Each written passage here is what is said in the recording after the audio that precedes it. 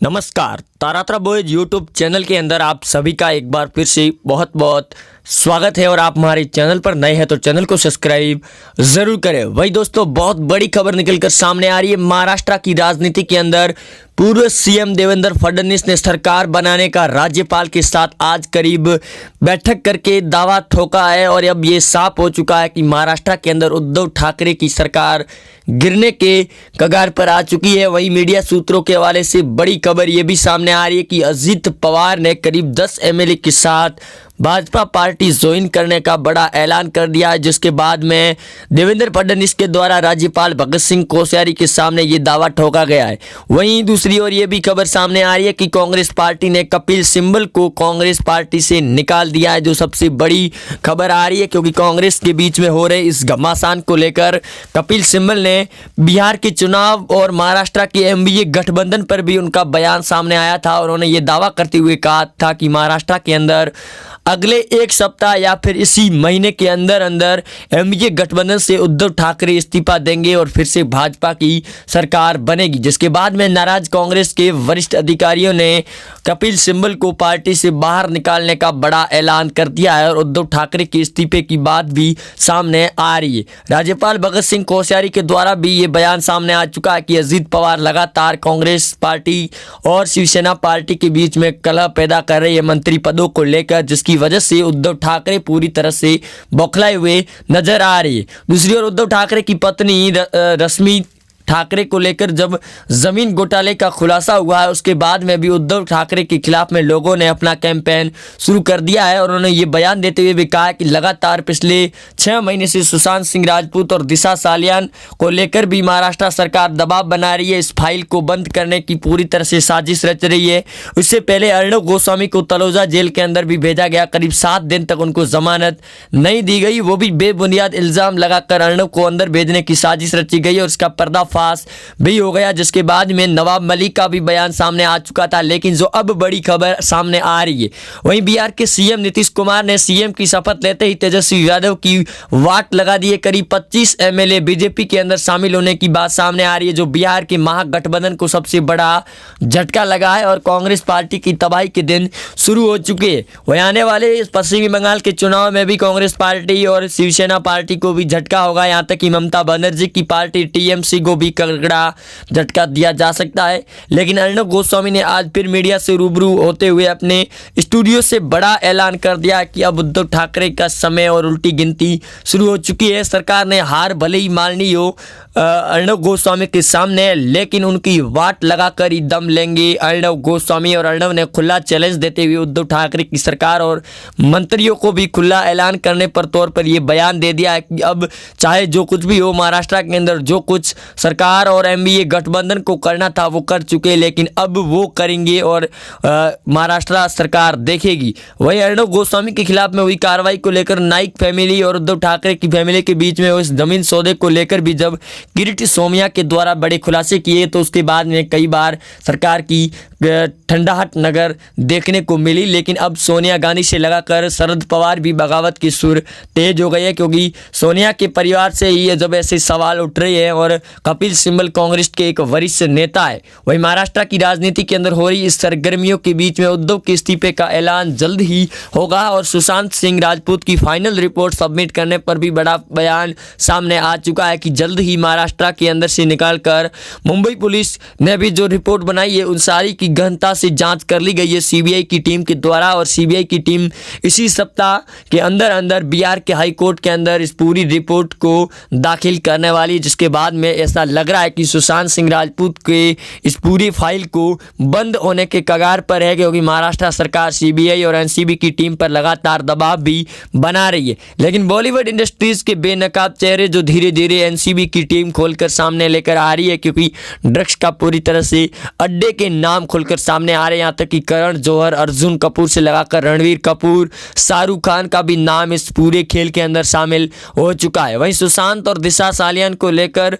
महेश भट्ट की बहू लवीना के द्वारा भी खुलासे किए गए थे कि उनके पास में ऐसे कई बड़े सबूत मौजूद है। और उन्होंने इस बात का प्रूफ देते हुए भी कहा था कि उन्होंने करीब 2016 के अंदर शिकायत दर्ज भी करवाई थी, लेकिन उसके ऊपर मुंबई पुलिस के द्वारा जांच नहीं की गई, क्योंकि बॉलीवुड इंडस्ट्रीज के बादशाह महेश भट्ट है, जो कुछ वो कहते हैं उसी के नक्शे कदम पर बॉलीवुड इंडस्ट्रीज का आगे भविष्य तय किया जाता है। वहीं अब महाराष्ट्र की राजनीति के अंदर एक और नया बवाल ये भी मच चुका है कि सुशांत सिंह राजपूत को लेकर पूरी तरह से संजय राउत इस प्रकार बयान दे रहे हैं कि महाराष्ट्र की पुलिस के द्वारा की गई कार्रवाई और जांच पूरी तरह से सही थी, लेकिन सीबीआई की विपक्ष की पार्टियों ने जांच करवाकर अपना ही मुंह मोड़ लिया है, क्योंकि उनको बिहार के चुनाव में जीत हासिल करनी थी, जिसके मकसद में वो पूरी तरह से फेल हो चुके हैं। और भी संजय राउत ने ऐसे कई बयान जारी किए थे, लेकिन उनकी बातों में कोई सच्चाई देखने को नहीं मिली। और अब पूरी तरह से उल्टा खेल संजय राउत और उद्धव ठाकरे पर भारी पड़ता हुआ दिखाई दे रहा है। और जिस षड्यंत्र के अंदर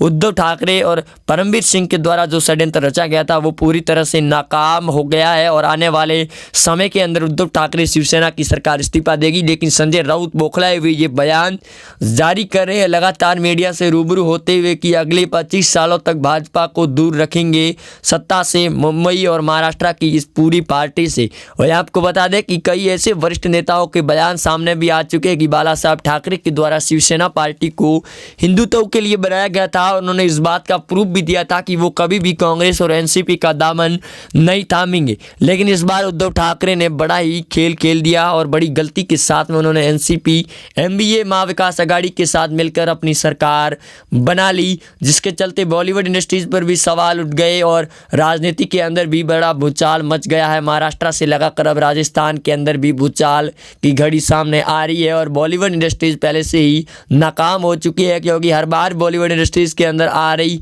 नई फिल्में पूरी तरह से फ्लॉप होती हुई जा रही है। और अब डर शाहरुख खान ही नहीं बल्कि आमिर खान को भी लगना शुरू हो चुका है कि उनकी आने वाली अगली फिल्में फ्लॉप होगी या फिर हिट होगी, क्योंकि अक्षय कुमार की अभी हाल ही में आई लक्ष्मी बॉम्ब फिल्म पूरी तरह से फ्लॉप हो गई और इस पर भी कई बार विवाद भी उठ चुके थे, जिसकी वजह से उनको नाम भी चेंज करना पड़ा था। वहीं आने वाली अब हर एक बॉलीवुड की फिल्म को भी लोग बायकॉट कर रहे हैं, जिसकी वजह से अर्णव गोस्वामी भी सवाल उठा रही है। और कल की हुई डिबेट के दौरान अर्णव गोस्वामी ने कश्मीर के अंदर धारा 370 वापस लाने की कांग्रेस के षड्यंत्र का भी पर्दाफाश किया। उन्होंने ये दावा करते हुए भी बयान और डिबेट के अंदर ये पूरी तरह से बात को रखते हुए भी कहा कि कांग्रेस की सरकार मिलकर चीन के साथ मिलकर फिर से कश्मीर के अंदर धारा 370 लाना चाह रही है, जिसके अंदर महबूबा मुफ्ती, फारूक अब्दुल्ला भी इस पूरे खेल के साथ में है और वो भी इस पूरे लगातार जुड़े हुए, लेकिन केंद्र की सरकार उनको मुंह तोड़ जवाब दे रही है। गृह मंत्री अमित शाह ने भी बड़ा बयान देते हुए कहा था कि जिस प्रकार अर्णव के खिलाफ में जो कार्रवाई की गई है मुंबई पुलिस के द्वारा,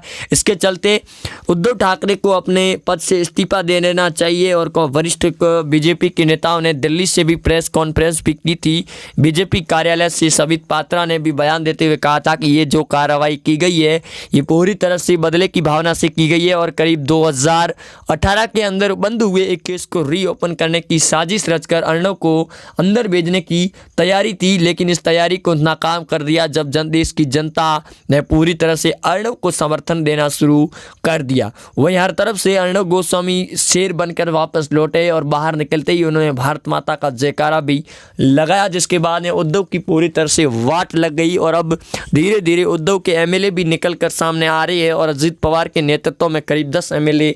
भाजपा पार्टी का दामन थामने की तैयारियों में जुट चुके हैं, जो जल्द ही बड़ी अपडेट सामने आएगी कि उद्धव ठाकरे की सरकार का इस्तीफा हो चुका है। महाराष्ट्र के सीएम नए बनेंगे देवेंद्र फडणवीस और देवेंद्र फडणवीस ने दोस्तों इस बात का दावा भी ठोका है। और बीजेपी के नेता अठावले ने भी ये बयान देते हुए कहा कि वो विधानसभा के सत्र के दौरान भी अपना बयान रखेंगे सदन के अंदर कि वो फिर से लौटकर महाराष्ट्र के अंदर बीजेपी की सरकार बनाए और एमबीए गठबंधन से बाहर आए, क्योंकि कांग्रेस के पार्टी के दिग्गज नेताओं ने इस बात को भी माना है कि कांग्रेस की पार्टी अब टूटने के कगार पर है और धीरे धीरे कांग्रेस के ही नेता लौटकर बीजेपी के अंदर आ रहे हैं, जिसकी वजह से राहुल गांधी और सोनिया गांधी से लगाकर कई बड़े कांग्रेस सीडब्ल्यूसी के बैठक और नेतृत्व के अधिकारियों ने एक्शन लेने की तैयारी में है, क्योंकि अभी हाल ही में राजस्थान के अंदर भी बड़ा राजनीतिक संकट आया था गहलोत की सरकार को लेकर, जिसके बाद में समझा बुझाकर इस कलह को शांत किया गया था। कपिल सिंबल के द्वारा, लेकिन जब कपिल सिब्बल ने कांग्रेस पार्टी पर सही सवाल दागे तो उनके खिलाफ में हो गई पूरी कांग्रेस की कमेटी। इसी वजह से उद्धव ठाकरे के एमवीजे गठबंधन के टूटने का भी बयान दे चुके कपिल सिब्बल पर भी संजय राउत ने बयान दिया है कि वो भी अब भाजपा की बोली बोलने शुरू हो चुके हैं और वो भी अब ऐसा लग रहा है कि वो भी भाजपा का दामन थामने की तैयारी में है, क्योंकि नवाब मलिक के द्वारा दिए गए बयान, उद्धव ठाकरे के द्वारा दिए गए बयान और संजय राउत के द्वारा दिए गए बयानों में काफ़ी ज़्यादा अंतर दिखाई दे रहा है। अर्णव इस बात को पूरी तरह से खंगाल चुके हैं और बेनकाब भी कर चुके हैं कि इस घोटाले के अंदर से लगाकर उद्धव की सरकार पूरी तरह से खोखली हो चुकी है और महाराष्ट्र के गवर्नर से लगातार बैठकें की जा रही है। और बीजेपी ने इस बात का दावा करते हुए कहा है कि महाराष्ट्र के अंदर राष्ट्रपति शासन लगाया जाए और बीजेपी ने यह भी किया कि अविश्वास पत्र भी लाया जाएगा इसी विधानसभा सदन के अंदर और शिवसेना पार्टी को फिर से अपनी पूरी तरह से पेट साबित करनी होगी पूरे बहुमत के साथ में, क्योंकि बीजेपी की टीम को इस बात का पूरी तरह से अंदेशा है कि अब कांग्रेस ही नहीं बल्कि शिवसेना के विधायक तंग आ चुके हैं उद्धव की सरकार की, क्योंकि उद्धव अभी तक उनका कोई बात नहीं सुन रहे। इसी वजह से वो भी अब दामन थामने की तैयारी में फिर से भाजपा के अंदर लौटने में। वहीं आप जुड़े रहेंगे हमारे साथ में, चैनल को सब्सक्राइब जरूर करें। मिलते हैं नए अपडेट के साथ, तब तक के लिए दोस्तों जय हिंद, वंदे मातरम, धन्यवाद।